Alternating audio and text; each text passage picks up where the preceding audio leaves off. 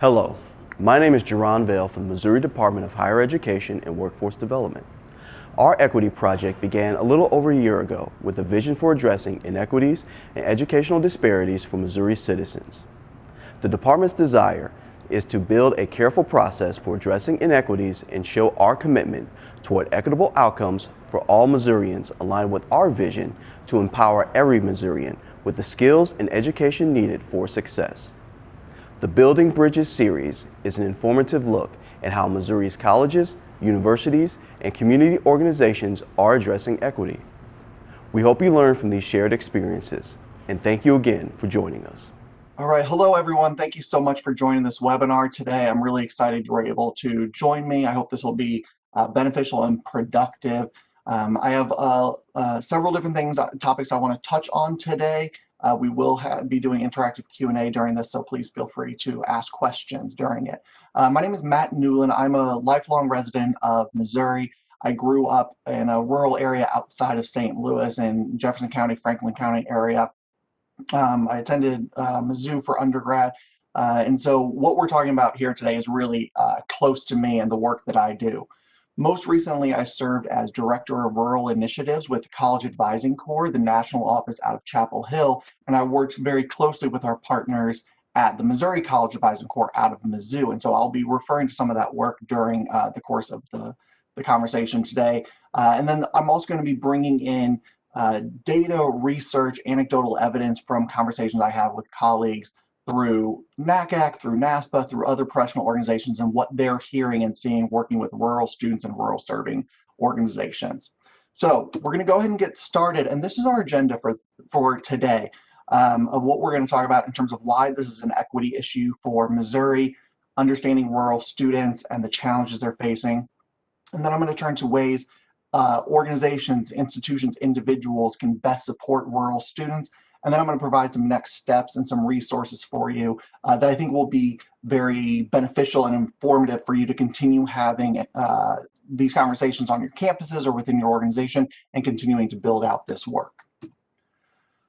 So first of all, why are we talking about this? Well, working with rural students is still a pretty new phenomenon in higher education. As you can see from this, I'm sure a lot of people remember the New York Times, this article coming out saying that colleges discover the rural student. And this was just over 4 years ago in January 2017.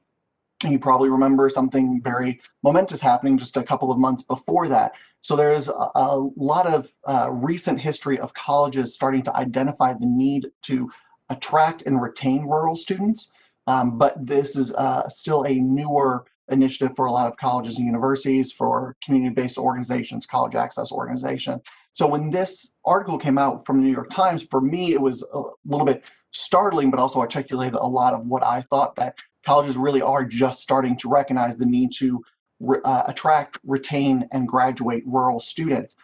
Because historically, colleges and universities have been very focused on urban, suburban student populations, and we're going to get into why that is here in a little bit.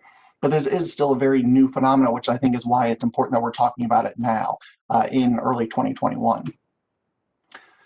So as I said, my work when I was with College Advising Corps worked in rural projects and pilots here in Missouri with our partners at the Missouri College Advising Corps out of Mizzou, I'm sorry.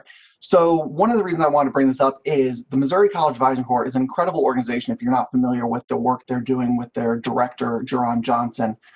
He is leading near-peer advisors serving in high schools, helping students get to college, a lot of first-gen, low-income, underrepresented students. The reason I put up this map is that Missouri College Advising Corps is serving rural students and helping them get to college and be prepared to enter and succeed in college. But as you can see, they can only serve so many populations.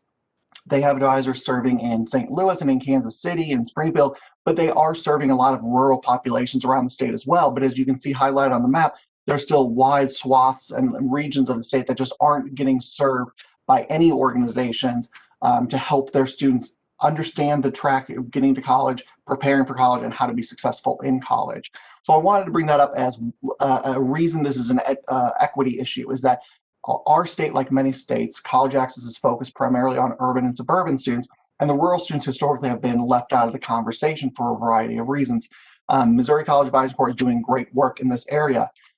Most recently, a lot of you are probably familiar with this, Ozark Technical College has developed an advising strategy for high school students modeled on the College Advising Corps model. And so they're working with organizations and partners having having advisors serve high school students, getting them prepared for college as well. From my understanding, they're working predominantly in the Ozarks region of the state, and they're starting with a few schools and expanding out. But they're doing a very similar model to College Advising Corps about getting rural students more prepared and ready for college. Again, this is a relatively new initiative because, like we said, for higher education as a whole, it's still a relatively new phenomenon.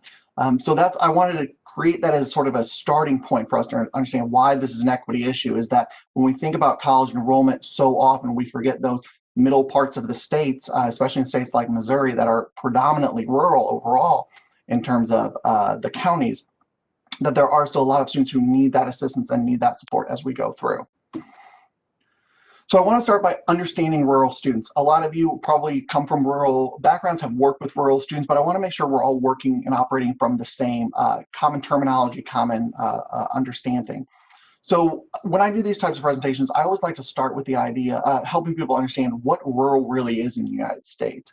Over 97% of the landmass of the country is considered rural, but only 23% of the population is considered rural. And so you see this vast discrepancy between the land that's out there and the number of people. And so it's much more sparsely populated, more remote, smaller populations and communities, which is one of the reasons there is this challenge with colleges and universities reaching out to people who live in rural communities, just the distance and the geographic barriers. But I like to help people remember that there is a large population of people who live in rural communities in every state, as you can see from these maps. This isn't just a Midwest or a South or Southwest concern. It's every state in the country has large populations of rural people.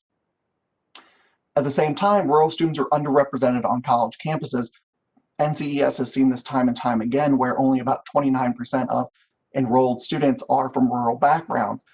Predominantly, the populations are from urban and suburban populations from high schools. So we have rural students who are attending college, who are enrolling, but they're not always persisting or staying in. And the ones who do are often left out of a lot of activities, a lot of experiences for some of the reasons that we're going to talk about throughout this presentation.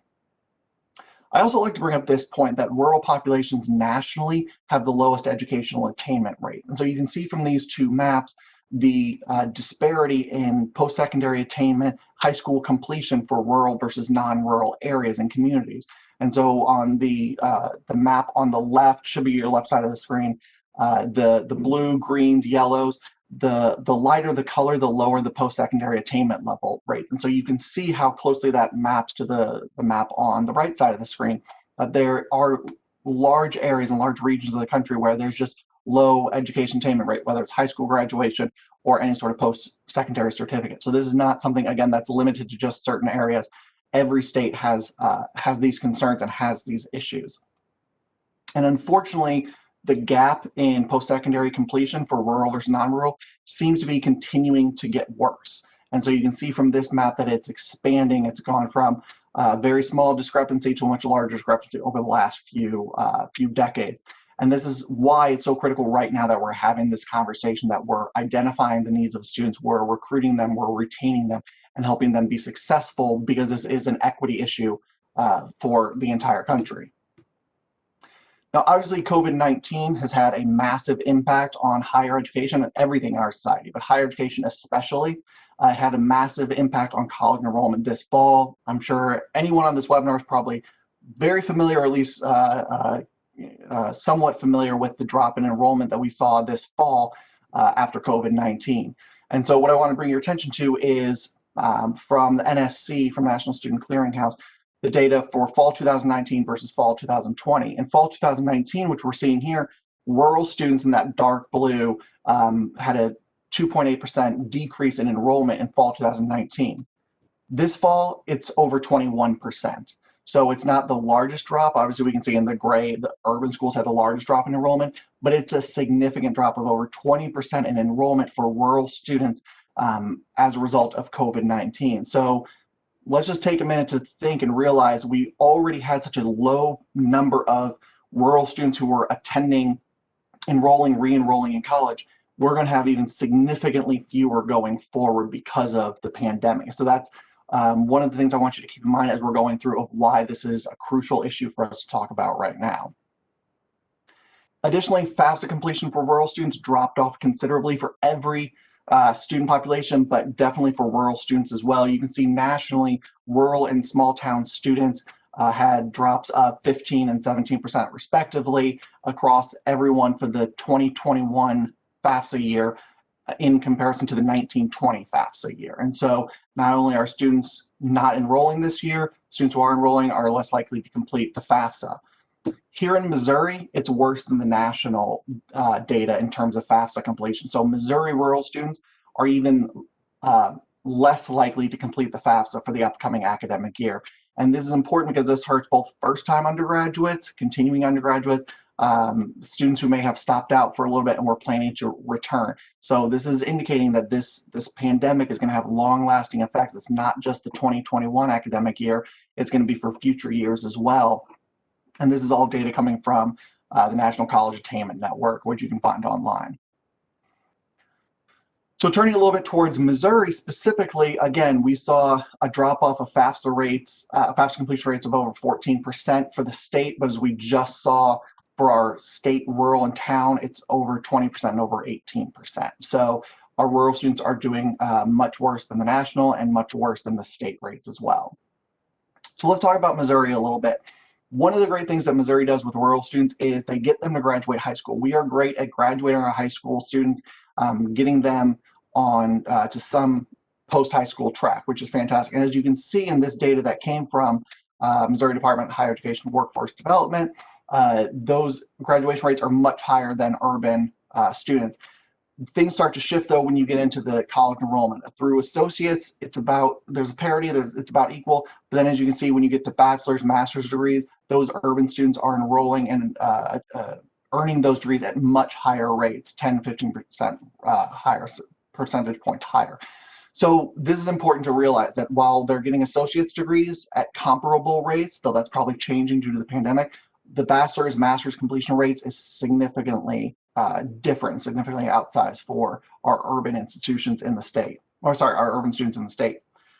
And so like we saw nationally, Missouri rural students are underrepresented in college. And so this information from, again, MDHE shows the total Missouri population 2012, 2017 on that bottom row for rural and urban. For 2017, 36.6% of the population is rural, but only 31% of the undergraduate students are from rural population. So there is an underrepresentation. So there is a lot of room to make up, a lot of changes that need to be made in order to bring that up to where it needs to be. Now it has improved since 2012, which is great, is what we want to see, but there's still more work to do. In addition to this, the 2019 Equity Report also found that rural students in Missouri are more likely to, or are slightly poorer and more likely to be first generation than their non-rural peers. So something else for us to keep in mind when we're talking about equity is not only are they less knowledgeable about the college going path, but they're more likely to be the first in their family to go to college and to have financial challenges that other populations may not have. So again, this is all the reason this is such an important equity issue for our state. Now this slide is something that is really disturbing and saddening for me, is that we see for the last almost 10 years, the rural student enrollment has continued to drop from a high of 61,000 in 2010 to 46,000 in 2018. And again, based on the data we're seeing from fall 2019, fall 2020, continuing this graph out, we'll see it's probably going to continue to fall for Missouri students. So this is looking at rural students, the total undergraduate headcount for all Missouri post-secondary education institutions. So it's continuing to drop, which is something we don't want to see. We want to reverse that trend. As I said, most rural students are more likely to be first generation. As you can see, that dark blue at the bottom portion of this chart showing neither parent completed college or beyond. There's a significant portion that have one parent who completed a college degree.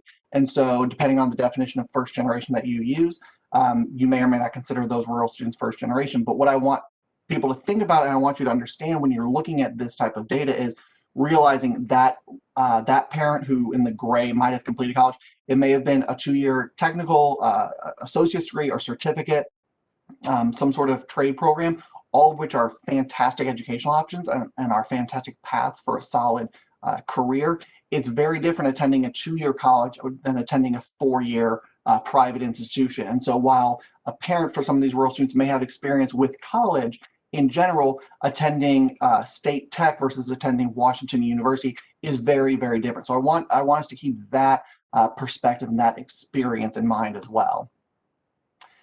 Large portion of rural students in Missouri are either at or below the poverty level, as we can see here, which directly leads into more than half of rural students are Pell eligible. And so what I want to draw your attention to here is that for the last 10 years, we've been seeing high FAFSA completion rates, which is fantastic. And I'm always thrilled to see FAFSA completion rates. My background is a financial aid counselor, so the more FAFSA completion, the better.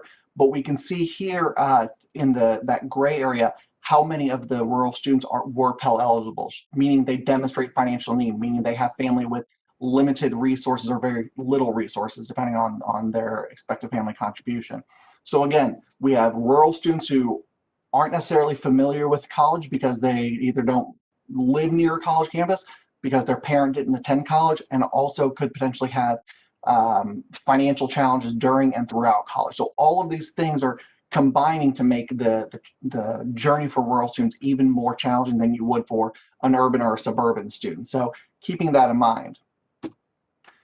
Something else we think about that we didn't, because this is a limited webinar we're doing, this myth of rural being a monolith, that rural equals white students, white people.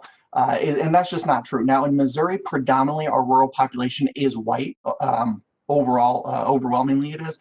However, a solid portion of that is students of color, students from different races or 2 or more races. And so I bring this up that while our rural population is not as diverse as, say, Arizona or Mississippi or Texas, there still are a lot of students of color who may not be enrolling and persisting through college because of all of these challenges. And so when we get into an intersectionality conversation, which I'm sure a lot of you are having in your organization and institutions, that is just as prevalent in rural populations as any other population. So I want us to keep that in mind, again, going back to this idea of why this is an equity issue for our state.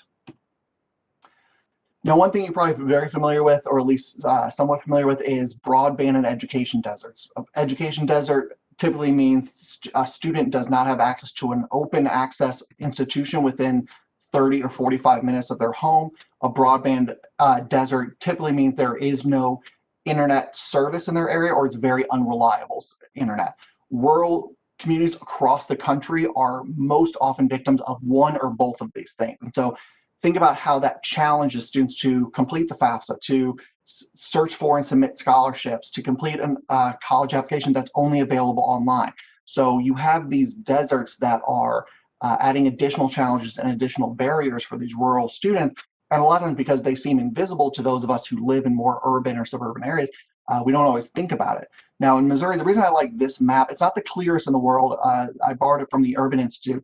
But we can see in Missouri a number of students in that green color that are in both a broadband and an education desert, meaning they're not physically close to any campuses within 30 or 45 minutes, but they also don't have reliable broadband or any broadband in order to do research and educate themselves and learn about college campuses. So then we have to think about, well, how are they getting information? How are they even understanding or envisioning themselves in college, if at all, if they have no access to it physically or online? So that's something else that's going to come up throughout this conversation.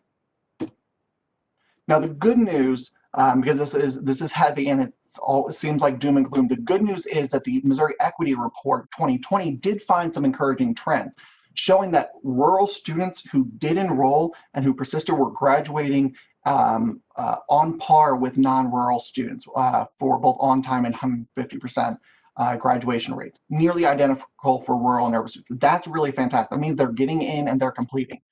With students attending 2-year institutions, they were twice as likely to graduate on time. They're also more likely to enroll in a 4-year institution after completing a degree at a 2-year institution. So these are all really, really good things showing that our institutions are doing good work. They're supporting students before, during, and after college, but there's still more work to be done. So rural students, if nothing else, are resilient. They're self-reliant. They're hardworking, but they need that additional help. They need those additional supports and services and guidance from institutions. So there is some good news and some promising trends. Now we just want to build upon those and expand those out even more. So I want to move now to the specific challenges that rural students face. And there's a variety of things we could talk about. I really want to focus on these 3 buckets because I think it encapsulates a lot of what students face, kind of the primary challenges that students and families face. They're also kind of the easiest to talk about in this short time frame. So recruitment and admissions, campus culture, and career preparation are, again, sort of the 3 main buckets where the work I've done, the work conversations I've had with colleagues, the research shows these are really the sticking points for students from rural communities. So starting with recruitment and admissions, that's where everything begins. Students can't go to college unless they know what they're doing or where they're going. There are a lot of inequitable recruiting practices that overlook rural students. And I don't think, I know this isn't through any intentional dismissive actions by institutions saying we're just intentionally not going to recruit them. There's nothing like that. It's not, there's no malintent going on. The challenge is just the way our institutions are set up, the way the systems are set up. There's a lot of there's a lot of high schools that get virtually no visits from recruiters from all different types of institutions around the state. So you have high schools that seem quote unquote out of the way. They're too far to travel to. They're too far to travel to regularly. Now, obviously in 2020 and in 2021, I know travel is very different for recruiting, but historically, these are the high schools that have maybe 1 recruiter visit once a year or maybe once every 2 years. So we have limited visits from recruiters, which kind of sends the message to the students and to the schools that those colleges aren't interested in them. That if a Webster University out of St. Louis isn't visiting Marshfield, it's because they're not interested in Marshfield students. And so a lot of those things send messages to not only the students, but the parents, the counselors, the principals, the community. In rural communities, that sense of belonging is really critical to making a difference. And so thinking about how you can become engaged with community is really important. So recruiting on campus and providing information is very important, as is understanding the institutional policies that disadvantage rural students. And what I mean by that is things like scholarship criteria that value privilege over achievement. A lot of rural schools don't have AP or honors courses or things like that, or if they do, they're limited because they don't have teachers who are certified to teach them. Similarly, rural students don't have access to SAT and ACT tutors, where students who live in metropolitan areas often have that option. So if you're doing admissions-based decisions on their SAT, their ACT scores, or the number of honors classes they've taken, things like that, that automatically puts rural students at a disadvantage because they just don't have the same opportunities for those in high school. They probably would if they could, but they just haven't been available to them. Similarly, I've seen a lot of students, and I've had conversations with colleagues who have said that admissions applications, scholarship applications, they don't make any options to substitute part-time work or their family obligations for things like volunteerism or clubs, activities, sports, things like that. Volunteerism isn't always, there aren't a lot of volunteer opportunities in rural communities because there's limited organizations, there's limited infrastructure for that.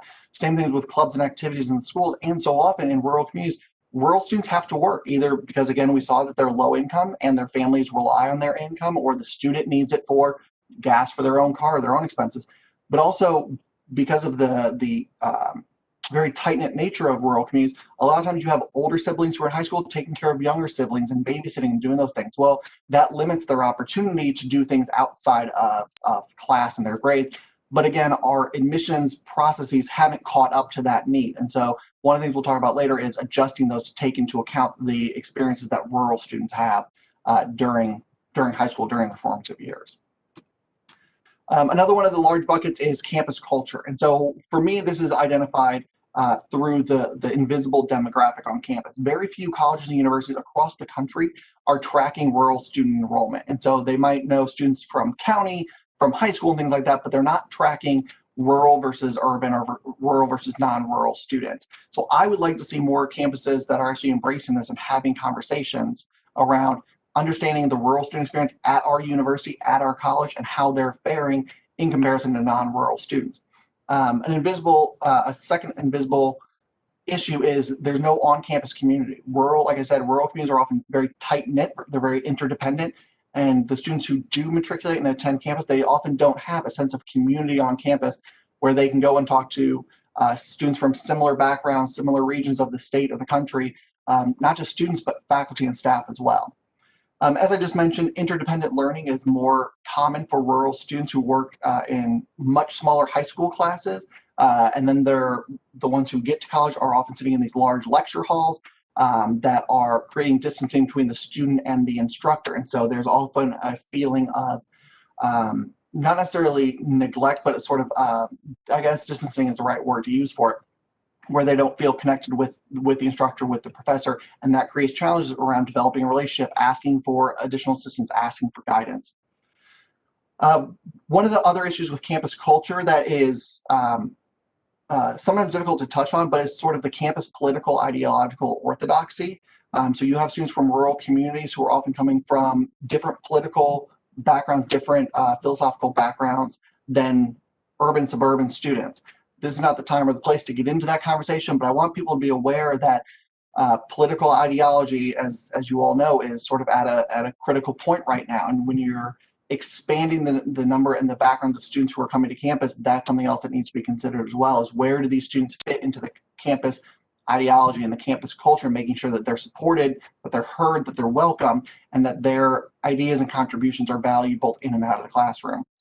And then finally, obviously with COVID-19, the expectation, the reliance on virtual learning and learning management systems is at its peak. But keep in mind, students who were either sent home from campus last spring or continue to not be enrolled full-time this fall often lack reliable internet or broadband at home. Sometimes they're sharing it with other siblings or with parents who are working from home, or as we saw countless stories in the spring about students sitting outside McDonald's to get reliable internet. So thinking about that, what that means for the student's experience while they're in college.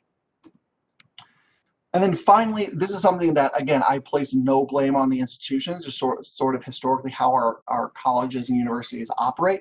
But career preparation is often very urban centered around internships, job placement, networking events. And so they're really looking at the more metropolitan, the densely populated areas for getting connections, getting students connected with jobs. But a lot of rural students either want to move home to their hometown or to their home community in that region. And our career services offices in a lot of college universities just don't have those networks. They have limited or selective employer networks. They're bringing only some colleges, or I'm sorry, some employers to recruit on campus. And those rural-based employers, those industries in rural communities are not always invited to recruit on campus. Again, there's nothing malicious happening from career services offices. I worked in a career service office, and I know those professionals do the most they can for their students, but it's just sort of these blind spots that we all have because this is how our system has always been set up. So thinking about inviting more rural-focused employers to campus. Also thinking about things like study abroad versus study away. Study abroad has always been an integral part of our campuses and part of higher education. But thinking about study away is not leaving the country, but going to a part of the campus, or I'm sorry, part of the country that's wildly different from where a student grew up, and experiencing a different culture here within the United States. We don't always encourage that. I think it's something that would be interesting too. And then finally, I want to just briefly touch on quote unquote professionalism as classism. And this is not limited to rural students. There's a lot of conversation around professionalism as sort of a difficult word, a touchy topic in higher education because of all of the weighted history that comes with it. And I think that's very true for rural students as well in terms of what professionalism means, what that looks like, and how we envision that for students who are going into different fields. So those, again, are sort of the three main buckets of challenges that students focus on, that students encounter. But now what I want to turn our focus to is how we support rural students, what we can do, often without changing the entire structure of an institution or how we operate, minor tweaks can be sufficient to move towards our goal of better supporting, retaining, and graduating rural students. So to that end, one of the first things we want to do is implement equitable recruitment strategies. So finding those high schools that have historically felt quote unquote too out of the way, doing more recruitment there. And that's not just talking to the students and the families, but also educating the counselors. One thing we often forget that's easy to forget is counselors in these very remote rural areas, they can't know about every college in the state. They can't know about every college in the country. And so colleges would do well to provide up-to-date regular information to the counselors of like, here's a new scholarship, here's how we're changing due to COVID, here's, we're getting rid of test strategies. Really reach out to counselors and educate the counselor because they're the first point of contact for so many students. And while they're often very overworked, they will be grateful that they didn't have to go out and find that information on their own. You will be saving them a lot of time. So do more outreach to counselors, develop trust and engagement with not just the students and the families, but the counselors, principals. The community in these rural areas really matters. Getting them feeling like the institution is connected and cares about the community is really, really critical. And so that means recruiting and visiting, not just in the fall, but finding other ways to engage, whether that's doing hosting a FAFSA night, FAFSA completion night at the campus, or working with a couple of different institutions and sharing travel expenses. I know some private liberal arts colleges are doing that as well. And obviously recruiters and admissions offices have more than enough on their plates right now, but there are ways that you can provide more information, provide more engagement for these rural communities. Also include your currently enrolled students. Now, again, this means going back and finding institutional data that shows students who are coming from rural communities, but tap them, create an ambassador program where you can have rural high school students talking to students from similar communities who are currently enrolled and have them explain, here's what the transition was like, here's what I wish I would have known, here's the organization you can get involved in. So by even creating that small ambassador program, you can better connect with these students and they have someone they feel like they can trust, not just some unknown person in the admissions office. Similarly, I've said the word community, I don't know how many times today, but creating a sense of community on campus is really crucial. And so providing support not just through matriculation, but throughout college. This means getting faculty and staff involved, creating a space on campus where rural students can be seen. And it doesn't have to necessarily be a physical space, but something that's showing the university, the college is dedicated and committed to their rural student success. Additionally, developing a jargon guide for both students and families is really, really critical to help them understand all of this terminology we use in higher education that is lost on most people. As we saw, rural students are much more likely to be first generation, which means they have less social and cultural capital from their parents to help them understand those things. So creating jargon dictionaries or guides for the parents and the families to understand is really crucial. Things that are similar for every institution, things like what's a credit, what's a semester, but also specific to your institution. If there's a specific tool or specific terminology, that goes a long way to making the students feel valued and involved on campus and not suffer from any sort of imposter syndrome that they don't belong. And then again, using data and analytics, going back, identifying the students and finding out how they're doing, how they're progressing towards graduation compared to non-rural students. That's the only way any institution is going to improve their services, by understanding the students they serve. And again, because historically we haven't tracked this, it might take some time to work with your institutional research office and the staff there to identify those students, but it will go a long way towards helping understand long-term what your students' outcomes are and how they can be adjusted and improved in the future. Additionally, this is more general, but be more accessible, both physically and virtually. Develop policies that account for geographic barriers. So again, keeping in mind that so many rural students are traveling an hour or an hour and a half to campus every day. They're commuting that far because, again, maybe they have family obligations, maybe they couldn't find affordable housing near campus. They're driving a long way to go to campus every day. What happens if it snows and some of these state roads or county roads don't get plowed, or they're gravel, so they can't be plowed? That limits things. What if reliable transportation isn't available every semester? Think about how to be flexible, and implementing flexible and part-time enrollment options that meet the students' needs is really critical. So finding those ways to be accessible and understanding for the students who might not have, who might have more challenging challenging environments in which to succeed in college. And then So many colleges and universities did this year with providing internet access for students with limited broadband at home. Colleges, high schools have all done amazing jobs with it. Continue to expand that. Find out ways that if college and universities have to shut down again in the spring or next fall, how are they making sure that their students from rural communities are continuing to have access? Is it by giving out hotspots? Is it by providing opportunities to visit campus, on a staggered schedule? Whatever it might be, that students can still have access to internet or broadband either on or near campus if it's not available at home. It's really, really critical. And then finally, going back to this idea of career services, kind of re-envisioning, redesigning career services with rural students in mind, making those proactive connections with networks and industries in rural communities, those industries that are heavily located in rural communities. So agriculture, manufacturing, machinery, other areas that I'm unfortunately blanking on right now, but finding those industries that are really crucial to students who are interested in rural living after graduation, creating those connections so that students have options for internships, externships, practicum, or full-time employment, and then really developing and cultivating those, going outside of just those densely populated areas in major metropolitan cities and regions. But also creating an alumni network of rural students. That would be a fantastic way to build the social capital of the current rural students, that they have people they can tap and say, hey, you graduate and you move back to a rural community, or hey, you graduate and you move to an even bigger city. How did you do that? What was the transition like? What can I learn from you?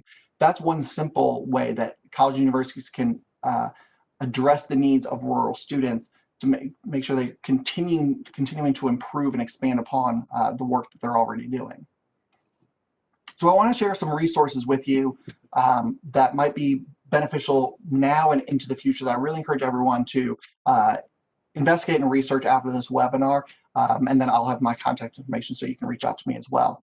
If you're not already involved in NACAC, the National Association for College Admission Counselors, an incredible organization, but there is a special interest group, the Rural and Small Town SIG.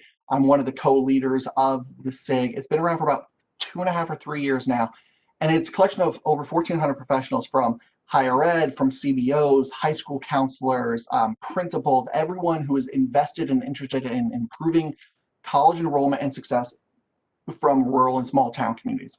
So it is an amazing organization, a group of people. You can join the Rural and Small Town SIG, and I have the link at the bottom here that you'll be able to type into your browser if you want to submit the interest Google form. We have regular meetings, regular conversations about supporting rural students, and while it's focused on that admissions piece of getting them from high school to college, there's a lot of conversations and a lot of education happening just around the rural student experience, whether it's high school, college, grad school, whatever it might be. And so it's a really incredible organization and group of people that are really passionate about this. And we have, again, monthly meetings. We have lists of fly-in programs. There's a list of high poverty schools from every state in the country. And so if you want to understand the needs and really connect with other professionals in this field, the NACAC Rural and Small Town SIG is incredibly important. So several really great institutional examples I would direct you to are these four here: University of Alaska, Fairbanks, University of Maine, University of Chicago, and Swarthmore College. They're all doing really great things around recruiting and retaining their rural students. And so in the past few years, they've done a lot where they've proactively reached out and created programs for these students. I encourage you to look at them, reach out to contacts at those institutions, find out how they're doing it, how they got funding, how they created these departments and programs, because these are some of the ones who are doing it really, really well. And I would love to see more of these types of initiatives at colleges and universities here in Missouri. If you're not familiar with these two books on the left or this podcast, I really encourage you to check them out. So the first book I would recommend that I tell everyone about is Dr. Sanja Ardoin's College Aspirations and Access in Working Class Rural Communities.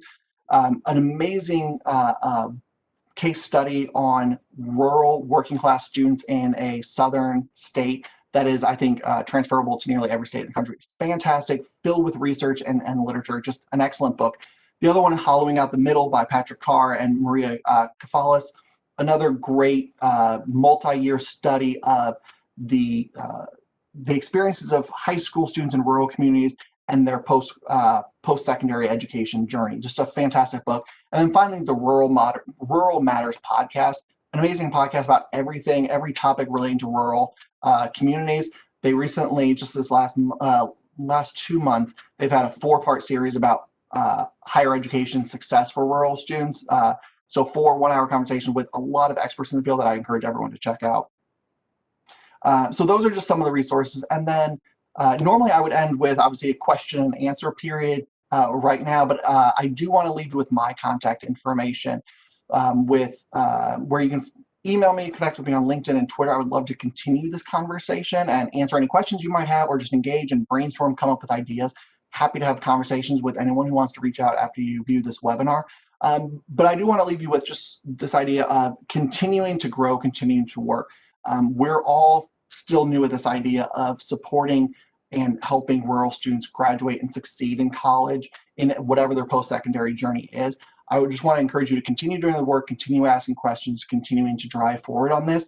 If I can be helpful in any way, I would love to speak with you, but continuing to just investigate, talk to your students, find out what they need is just so critical right now. And because we nationally are facing sort of this enrollment cliff and we're seeing fewer and fewer students going to college every year, it's really important that institutions are not only recruiting, but retaining the students that they do have. And I think identifying and targeting rural students is going to be crucial for every institution across the country in the next few years. So thank you very much for watching. I hope this was helpful. Reach out to me with any questions and have a great rest of your day. Thank you.